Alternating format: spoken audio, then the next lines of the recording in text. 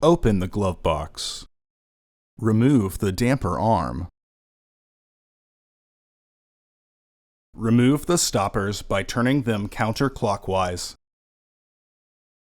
Then lower the glove box.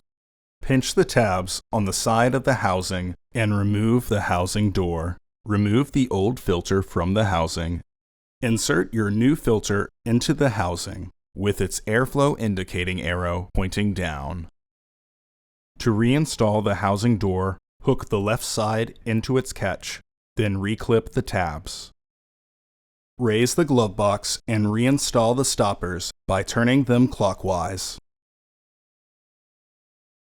Reinstall the damper arm. Close the glove box. Order your parts today at filterheads.com.